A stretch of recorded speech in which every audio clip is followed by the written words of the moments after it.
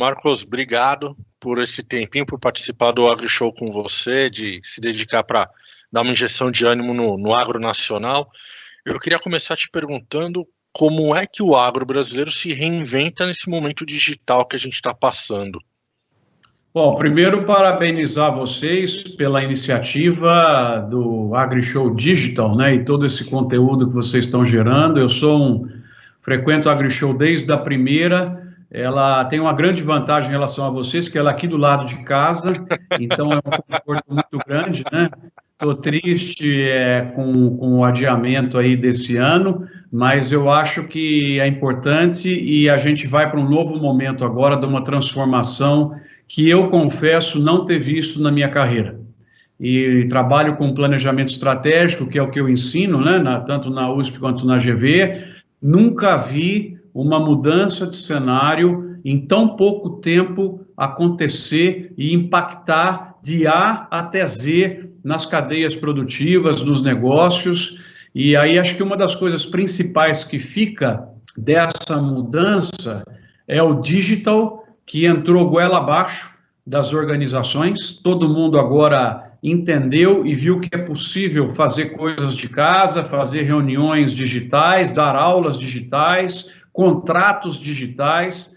Nós vimos nesse período também uma explosão de criatividade em relação a aplicativos, né, que estão unindo produtores de hortícolas com compradores, aplicativos que faz o cara descobrir onde é que tem um frete, o caminhoneiro. Enfim, nós vamos sair dessa, na minha leitura, com uma chance e uma possibilidade de eficiência muito maior por conta do goela abaixo do digital que representou esse período de isolamento. Então, eu sou sempre otimista, né? Eu procuro ver da crise pontos de melhoria. E na tua pergunta, eu acho que essa é uma das principais. Nós vamos sair mais fortes, vamos sair melhores, tanto na questão do digital, como na questão da ação coletiva, da ação solidária e do agro brasileiro valorizado. Isso eu percebi acontecer nesse período. Enquanto a gente estava trocando e-mail para fazer essa entrevista, né, para agendar, você comentou da possibilidade de protagonismo das cooperativas e de sistemas associativistas. Eu queria que você detalhasse um pouquinho disso. Como é que fica? O que tem de oportunidade daqui para frente?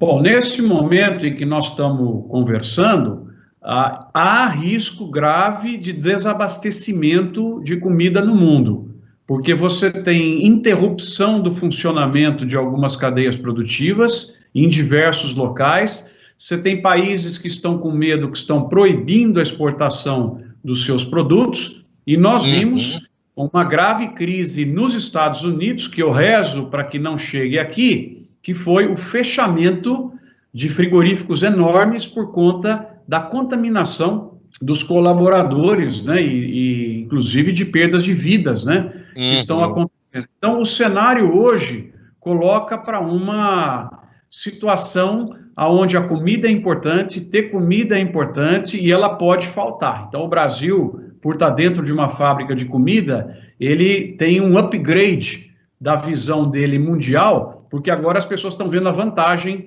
que é ter isso daí. Então, nós temos que ter uma conversa, a partir dessa crise, muito mais estratégica, que eu estou chamando aí da agrossoberania.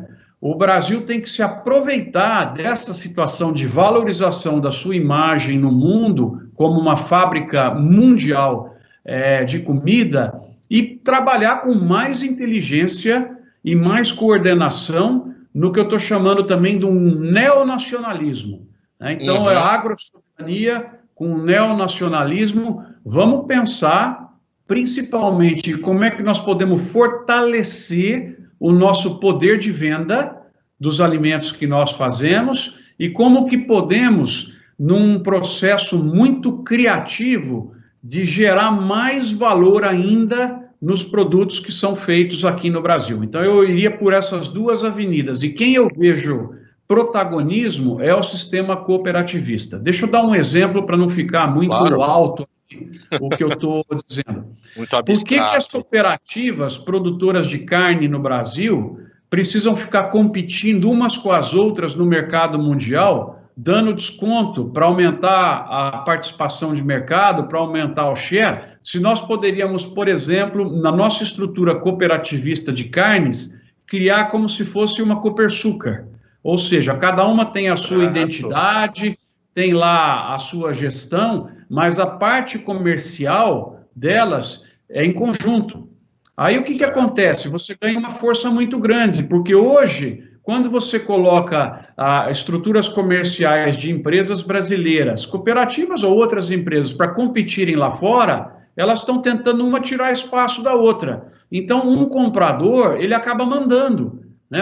A força vai para o lado do comprador. Se você tem uma estrutura mais quase que monopolista vendendo, ele é obrigado a aceitar as nossas regras. Então, eu acho que nesse momento surge a necessidade de rediscutir o posicionamento do Brasil como fornecedor mundial de alimentos. Nós vamos aumentar, nós vamos fornecer com segurança, mas nós vamos ditar as regras do jogo, porque a produção é feita aqui, nós não vamos ser comprados, nós vamos vender e encantar os nossos compradores resolvendo os problemas deles. Eu acho que o mindset agora tem que mudar para agrossoberania e esse neonacionalismo.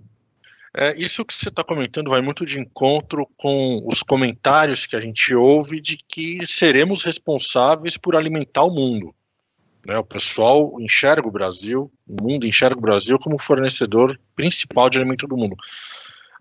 É exagero dizer que faltava esse cenário de impacto para a gente aplicar essa agrossoberania que você fala, da gente se tornar protagonista de vez do fornecimento de alimento e definir as regras do mercado?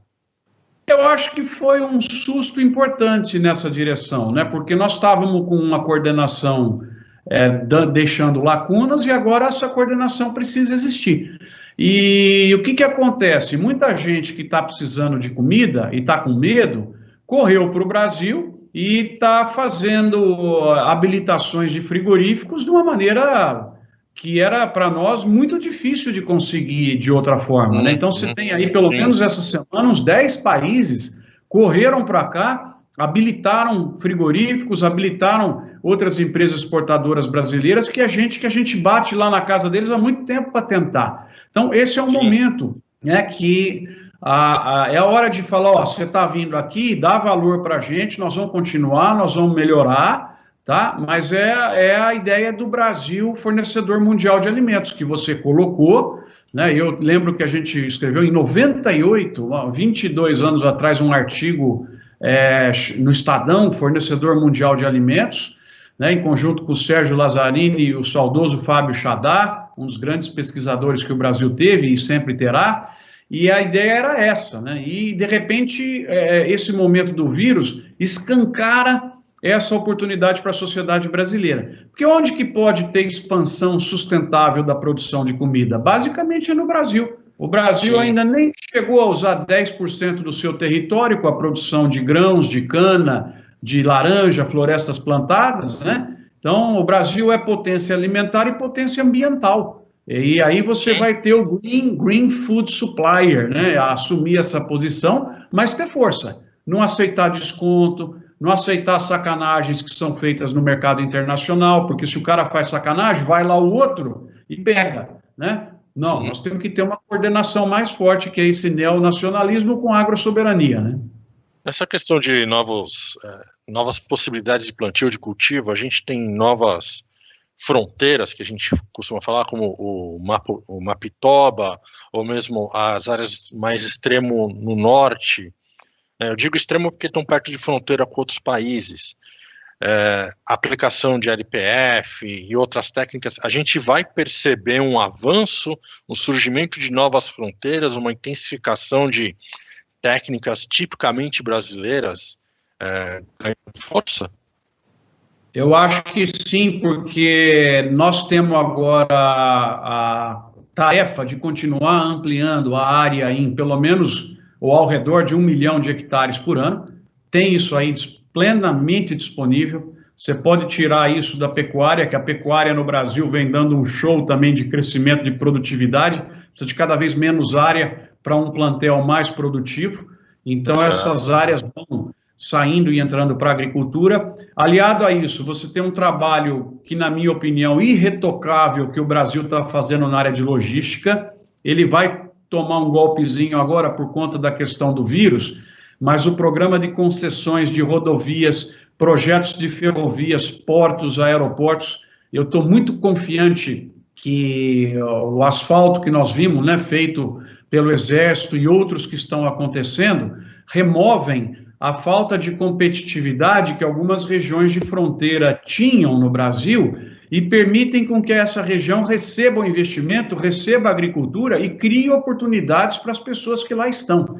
Então, nós temos muita chance de consolidar como fornecedor mundial de alimentos biocombustíveis, né? Também não vamos esquecer aí o biodiesel, bioetanol, bioplástico, todo o bio que tem aí, de uma maneira absolutamente sustentável. Na área ambiental, o Brasil é escola, e ele não é para ser criticado.